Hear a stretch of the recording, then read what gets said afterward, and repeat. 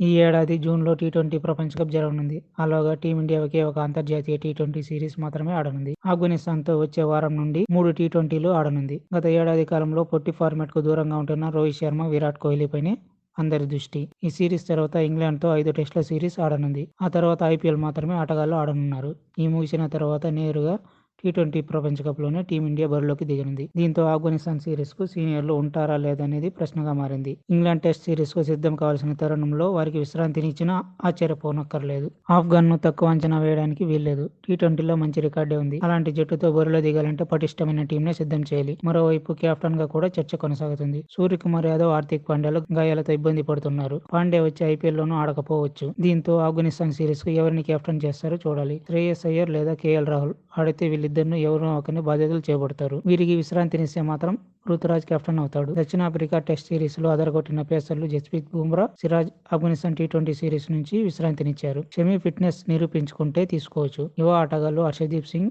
Mukesh, Avesh ఖాన్లు face విభాగాన్ని నడిపించే అవకాశాలు లేకపోలేదు. ఆఫ్ఘనిస్తాన్ మ్యాచ్లు తొలి టీ20 మ్యాచ్ జనవరి 11న మొహాలీలో, రెండో టీ20 జనవరి 14న ఇండోర్లో, మూడో టీ20 జనవరి 17న బెంగళూరులో జరగనుంది.